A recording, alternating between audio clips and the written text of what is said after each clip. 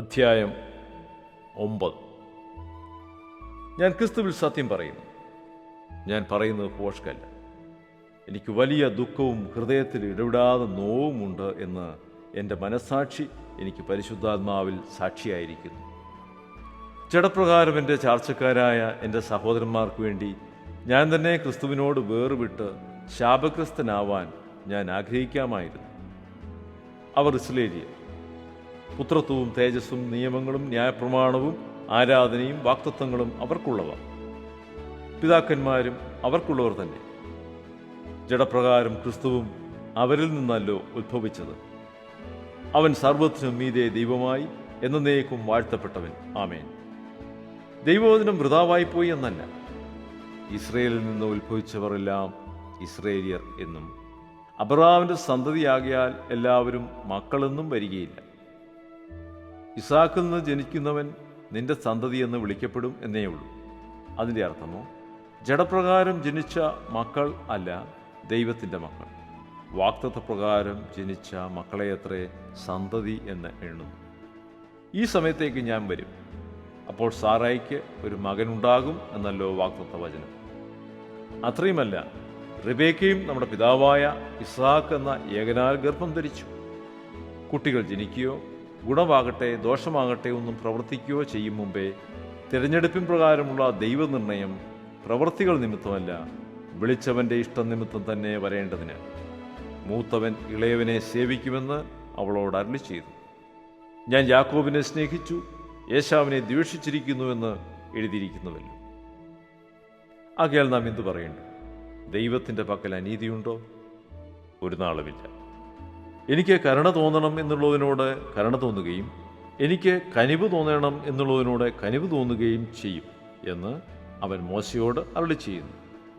അതുകൊണ്ട് ഇച്ഛിക്കുന്നവനാലുമല്ല ഓടുന്നവനാലുമല്ല, കരുണ തോന്നുന്ന ദൈവത്താലത്രേ സകലവും സാധിക്കുന്നത്. ഞാൻ നിന്നെ നിർത്തിയിരിക്കുന്നത് നിന്നിൽ എൻ്റെ ശക്തി കാണിക്കേണ്ടതിനും എൻ്റെ നാമം സർവ്വഭൂമിയിലും പ്രസ്താവിക്കപ്പെടേണ്ടതിനും തന്നെ എന്ന തിരുവെഴുത്തിൽ ഫറവോനോട് അരുളി ചെയ്യുന്നു. അങ്ങനെ തനിക്ക് മനസ്സുള്ളവനോട് അവന് കരുണ തോന്നുന്നു, തനിക്ക് മനസ്സുള്ളവരെ അവൻ കഠിനനാക്കുന്നു. ആകയാൽ അവൻ പിന്നെ കുറ്റം പറയുന്നതെന്ത്? ആർ അവൻ്റെ ഇഷ്ടത്തോട് എതിർത്ത് നിൽക്കുന്നുവെന്ന് നീ എന്നോട് ചോദിക്കും. അയ്യോ മനുഷ്യ, ദൈവത്തോട് പ്രത്യുത്തരം പറയുന്ന നീ ആര്? മനഞ്ഞിരിക്കുന്നത് മനഞ്ഞവനോട് നീ എന്നെ ഇങ്ങനെ ചമച്ചത് എന്തെന്ന് ചോദിക്കുമോ?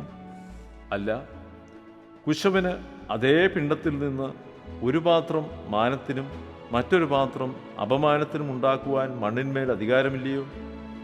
എന്നാൽ ദൈവം തൻ്റെ കോപം കാണിപ്പാനും ശക്തി വെളിപ്പെടുത്തുവാനും യഹൂദന്മാരിൽ നിന്ന് മാത്രമല്ല, ജാതികളിൽ നിന്നും വിളിച്ച് തേജസ്സിനായി മുന്നൊരുക്കിയ കരുണാപാത്രങ്ങളായ നമ്മിൽ തൻ്റെ തേജസ്സിൻ്റെ ധനം വെളിപ്പെടുത്തുവാനും ഇച്ഛിച്ചിട്ട് നാശയോഗ്യമായ കോപപാത്രങ്ങളെ വളരെ ദീർഘക്ഷമയോടെ സഹിച്ചുവെങ്കിലെന്ത്? എൻ്റെ ജനമല്ലാത്തവരെ എൻ്റെ ജനമെന്നും പ്രിയമല്ലാത്തവളെ പ്രിയയെന്നും ഞാൻ വിളിക്കും. നിങ്ങൾ എൻ്റെ ജനമല്ല എന്ന് അവരോട് പറഞ്ഞ ഇടത്തിൽ അവർ ജീവനുള്ള ദൈവത്തിൻ്റെ മക്കൾ എന്ന് വിളിക്കപ്പെടും എന്ന് യെഹോശയ്യാ പുസ്തകത്തിലും അരുളി ചെയ്യുന്നുവല്ലോ. യെശയ്യാവോ ഇസ്രായേലിനെ കുറിച്ച്, ഇസ്രായേൽ മക്കളുടെ എണ്ണം കടൽക്കരയിലെ മണൽ പോലെ ആയിരുന്നാലും ശേഷിപ്പത്രേ രക്ഷിക്കപ്പെടും. കർത്താവ് ഭൂമിയിൽ തൻ്റെ വചനം നിവർത്തിച്ച് ക്ഷണത്തിൽ തീർക്കും എന്ന് വിളിച്ചു പറയുന്നു.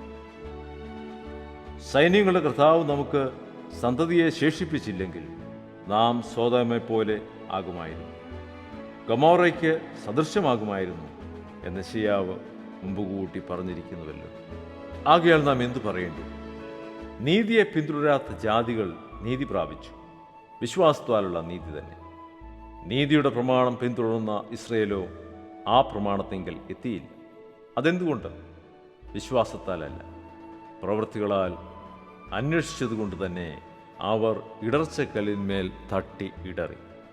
ഇതാ, ഞാൻ സിയോനിൽ ഇടർച്ചക്കല്ലും തടങ്ങൽ പാറയും വെക്കുന്നു, അവനിൽ വിശ്വസിക്കുന്നവൻ ലജ്ജിച്ചു പോകുകയില്ല എന്ന് എഴുതിയിരിക്കുന്നുവല്ലോ.